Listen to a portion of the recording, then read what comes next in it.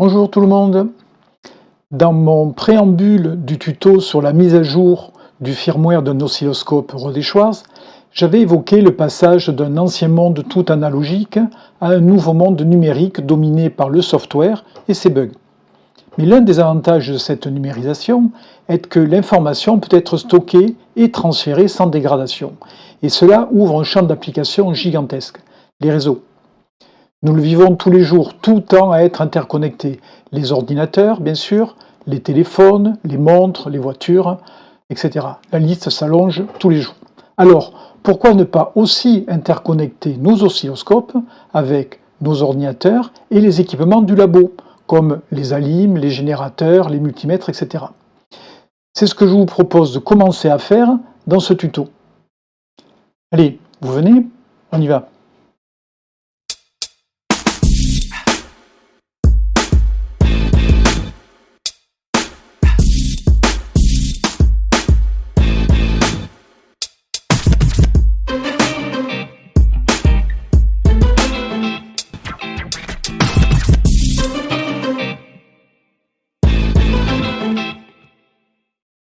Alors, qu'avons-nous au menu de ce tuto consacré à la configuration IP d'un oscilloscope Rode-Schwartz?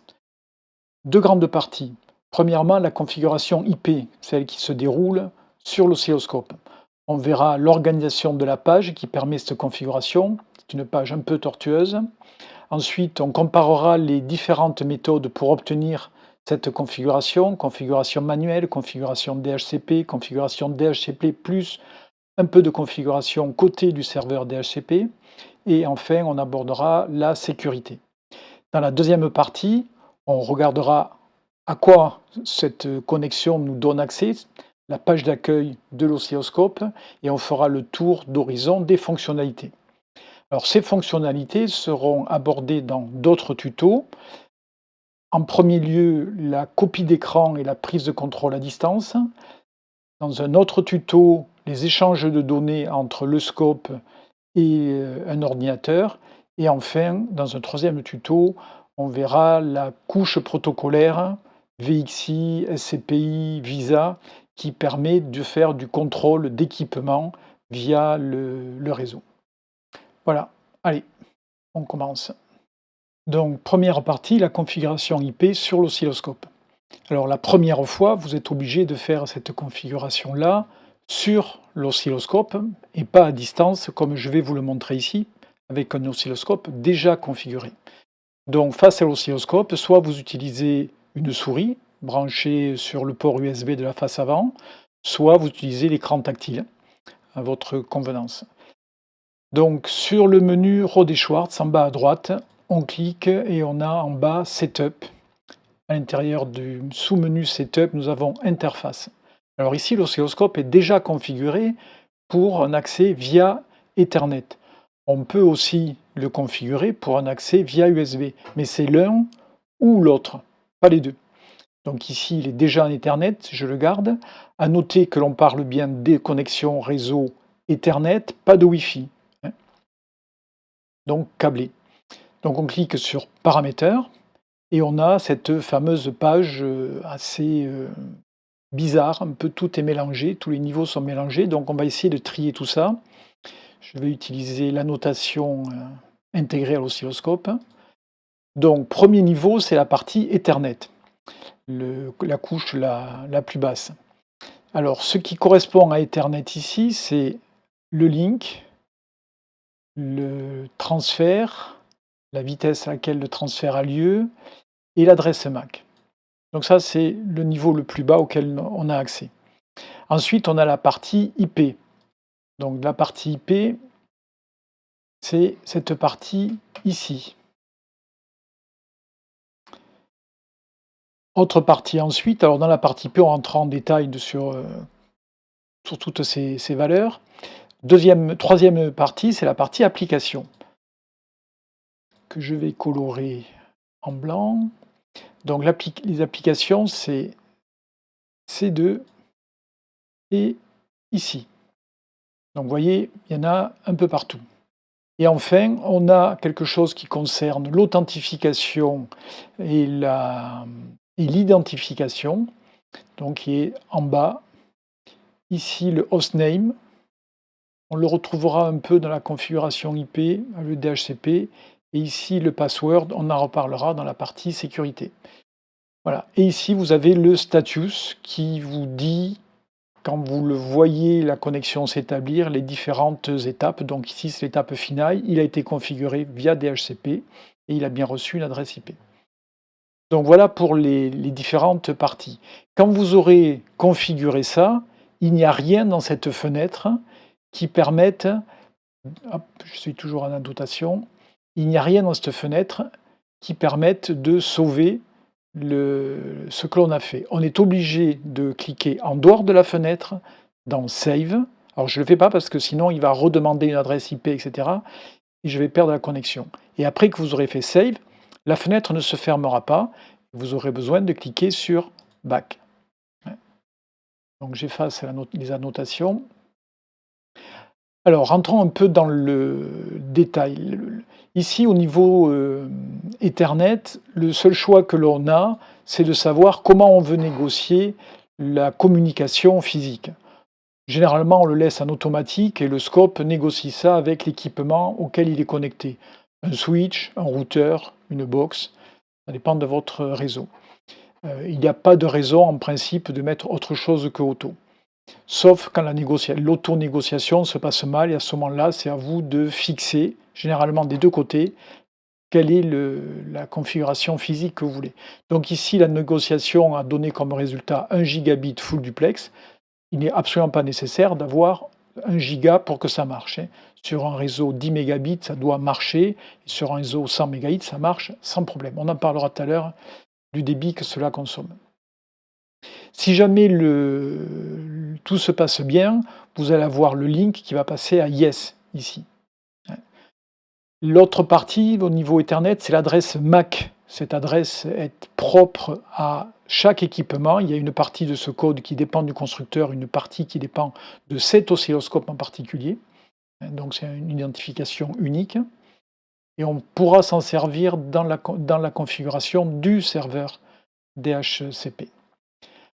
Donc voilà pour la partie Ethernet, il n'y a que cette boîte qui permet de négociation de la vitesse de transfert. Ensuite, au-dessus, on a beaucoup plus d'informations dans la partie IP. Plusieurs manières de remplir ça. Alors, la manière, je dirais la plus simple, c'est de configurer en automatique. L'automatique sous-entend que sur votre réseau, il y a un serveur DHCP. C'est très souvent le cas. Les box en intègrent un, les routeurs en intègrent un, il n'est pas toujours actif. Les switches aussi peuvent proposer un serveur DHCP. Donc en principe, on en trouve un sur le réseau. Si jamais il n'y en a pas, ou si celui qu'il y a sur votre réseau ne vous convient pas, il faudra éventuellement désactiver celui qu'il y a sur votre réseau et utiliser un serveur DHCP, par exemple sur un Raspberry Pi avec le logiciel DNS Mask, qui fait non seulement DHCP, mais il fait aussi DNS, BootP et TFTP. Donc très bon petit logiciel, ça coûte pas cher et c'est beaucoup plus flexible très souvent que les DHCP qui sont dans les box. Ceux qui sont dans les routeurs, généralement, sont très bons. Donc ici, on peut choisir DHCP. L'avantage de choisir ça, c'est que quand on va connecter l'oscilloscope, il va obtenir tout ce qu'il faut adapté au réseau auquel il se connecte automatiquement. Le seul problème, c'est que l'adresse IP qui va lui être affectée risque de changer à chaque connexion. Alors, à chaque connexion, si vous changez d'endroit, si vous connectez sur un réseau, un labo, chez un client, sur un site, etc., vous aurez des IP différentes. Donc, il y a ce côté où il va falloir aller chercher l'adresse IP affectée par le serveur DHCP. Ce n'est pas compliqué, mais c'est une étape en plus.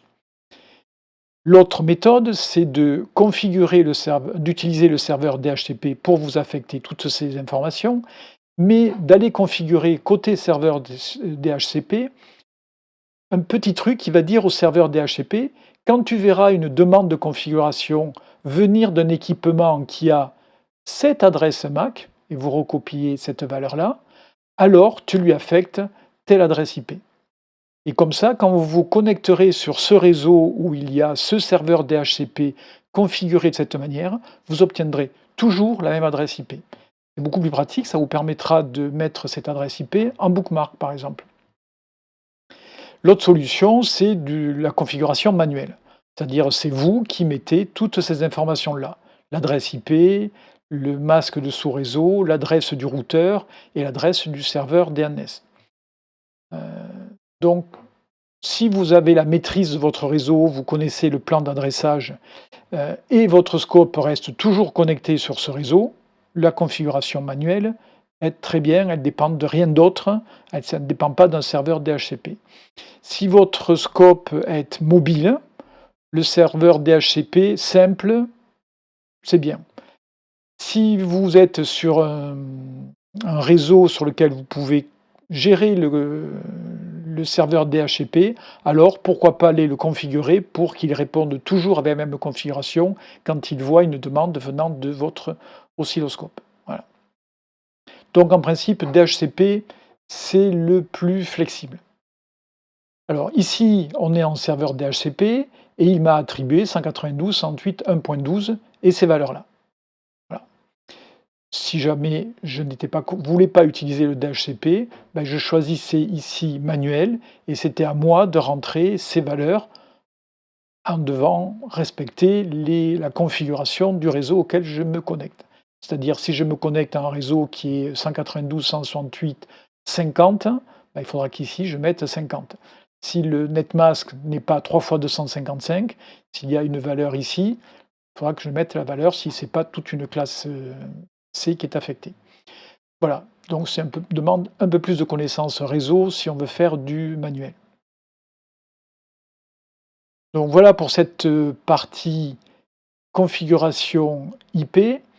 Pour la partie application, le port, alors c'est pas le port IP, parce que ça n'existe pas les ports IP, c'est le port UDP ou TCP. Ici, ces ports sont liés à des protocoles. Ici, c'est explicite, c'est le protocole VXI, et ici, c'est pour le protocole SCPI. Ce n'est pas indiqué, je ne sais pas pourquoi. Généralement, on garde ces valeurs parce que c'est les valeurs standards par défaut que tous ces logiciels qui utilisent ces protocoles utilisent. Donc, rien à toucher ici. Dernière partie, alors si, tant qu'on est au niveau applicatif, ici, la chaîne Visa. C'est une sorte d'URL pour les logiciels qui utilisent une librairie compatible Visa. Et avec ça, ça permet d'identifier cet équipement. C'est son URL Visa, on va dire. Alors ensuite, on a ici le hostname. C'est pour quel est le nom qu'utilise l'oscilloscope quand il s'authentifie, s'annonce sur le réseau. Ici, je l'ai appelé RTB 2000 2K4. Ce nom-là, il est envoyé quand l'oscilloscope demande une configuration au serveur DHCP. Il envoie son adresse MAC, mais il envoie aussi son hostname. Ce qui fait que côté serveur DHCP, si vous voulez, vous pourrez affecter une configuration spécifique sur la base soit de l'adresse MAC, soit du nom que donne l'oscilloscope. Voilà. Alors, cette possibilité d'affecter en fonction de l'adresse MAC tous les serveurs DHCP longs, en fonction d'un nom de host donné dans la requête, les box par exemple ne le font pas. Il faut des serveurs un peu plus sophistiqués, des serveurs DHCP un peu plus sophistiqués. Donc ici, vous mettez ce que vous voulez. Quand vous cliquez ici, vous avez un clavier virtuel qui s'affiche et vous composez le nom que vous voulez. Ensuite, ici, on peut donner un mot de passe. Ici, j'ai mis secret comme mot de passe et il est visible. Déjà, c'est un problème de sécurité, on en parlera tout à l'heure. Ce mot de passe vous sera demandé au moment d'accéder à l'oscilloscope, mais pas dans toutes les fonctions. On en parlera tout à l'heure. Voilà, on a fait le tour des différents niveaux qui sont dans cette page, qui sont mélangés dans cette page. En principe, en laissant ici auto et DHCP, vous ne devriez pas avoir de problème. Et mettre un mot de passe ici, on va le voir, ce n'est pas vraiment utile. Oui, je vous rappelle que pour quitter cette page de configuration, il faut cliquer Save, qui ne fait pas partie de la page. Il faut cliquer sur Save, la page restera en place et ensuite vous quitterez réellement la page en faisant back. Moi je vais faire directement back puisque c'est déjà configuré. Voilà, et on peut passer donc à la partie sécurité. Alors cette partie sécurité va nous montrer qu'il n'y a pas de sécurité. Pourquoi? Parce que le mot de passe que l'on a mis tout à l'heure ne limite l'accès qu'à certaines fonctions de l'oscilloscope, celles qui modifient la configuration. Mais on pourra quand même accéder à l'oscilloscope pour voir ce qu'il y a à son écran, principalement, et faire des copies d'écran. Le mot de passe ne sera pas nécessaire à ce moment-là. Ensuite, il n'y a pas de différenciation des différents utilisateurs de l'oscilloscope. C'est-à-dire que n'importe qui a accès à l'oscilloscope peut venir ici dans Paramètres et changer le mot de passe. Le voir déjà, et éventuellement le changer. Donc l'utilité du mot de passe est assez restreinte. Ensuite, le mot de passe circule en clair. Tout circule en clair parce qu'on utilise le protocole HTTP. Avec votre navigateur, vous accéderez à l'oscilloscope avec HTTP et l'adresse IP. Donc, on le voit en clair sur le réseau, on le voit en clair sur l'oscilloscope. Sur l'oscilloscope, on ne peut pas empêcher quelqu'un qui serait un simple utilisateur de modifier ce mot de passe. Donc, l'intérêt de ce mot de passe est vraiment très très limité. Passons maintenant à la deuxième partie de ce tuto qui concerne l'accès à la page d'accueil de l'oscilloscope. Alors pour accéder à l'oscilloscope, vous allez ouvrir votre navigateur et taper l'adresse http et l'adresse IP de l'oscilloscope. Cette adresse IP, c'est soit celle que vous lui avez donnée manuellement, vous la connaissez donc, soit c'est celle attribuée par le serveur DHCP, et là deux cas, soit c'est le serveur DHCP qui a attribué librement, si on peut dire, l'adresse IP, et là vous ne la connaissez pas, soit vous avez configuré le serveur DHCP pour qu'il reconnaisse l'oscilloscope et qu'il lui attribue toujours la même adresse IP, et dans ce cas-là vous la connaissez. Voilà. Alors si vous ne la connaissez pas, il va falloir aller physiquement sur l'oscilloscope, ferme ça, et vous allez cliquer en haut ici sur le petit logo réseau, et l'adresse IP de l'oscilloscope va s'afficher. C'est cette adresse IP que vous récupérez donc ici et que vous allez mettre dans la barre d'adresse de votre navigateur. Voilà.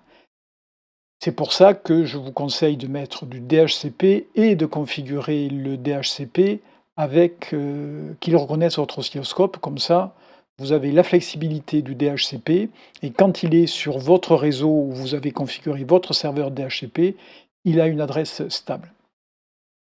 Voilà. Alors, à quoi ressemble cette page d'accueil? La voilà. Donc il y a dedans plusieurs fonctionnalités. D'abord, en haut, on a un large choix de langues. Alors attention, si vous changez de langue, ça changera aussi ce qu'affiche l'oscilloscope. Ça ne gère pas que l'affichage de l'interface web, ça influe aussi l'oscilloscope. À gauche, on a ici cette liste de fonctionnalités dont certaines, on en a parlé tout à l'heure, ne sont pas protégées par le mot de passe. C'est-à-dire, si je clique sur Screenshot, je vois l'écran de l'oscilloscope, tel qu'il est réellement.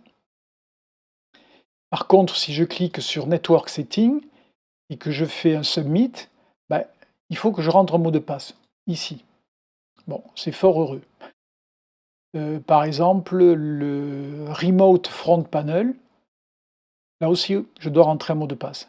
Par contre, le Live Screen, j'ai une copie conforme de ce qui se passe sur l'oscilloscope, c'est-à-dire si je vais toucher quelque chose sur l'oscilloscope, hein, ça apparaît immédiatement et c'est mis à jour en permanence. Ça, c'est sans mot de passe. Donc, deux fonctions qui ne sont pas protégées par le mot de passe, le screenshot, voilà, qui est une image figée à un instant T, on en parlera plus tard, et le live screen. Dans un autre tuto, on parlera en détail justement de la fonction screenshot, de la fonction live screen et de la fonction remote front panel.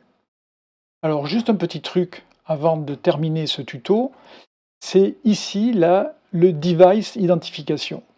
Si jamais je clique sur on, ça va afficher un petit texte sur l'écran de l'oscilloscope.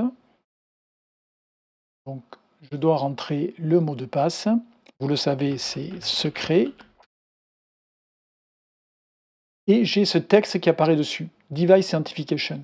Ça va me permettre, si j'ai 4 ou 5 oscilloscopes sur une paillasse, d'identifier celui auquel je suis réellement connecté. Donc si je reviens à ici et que j'enlève off, je reviens sur mon remote, je retape le mot de passe et je n'ai plus le petit carré d'identification. Voilà, donc dans un autre tuto, nous allons rentrer en détail sur le screenshot, le live screen et le remote front panel. Voilà, ça sera tout pour aujourd'hui. Au revoir, à bientôt.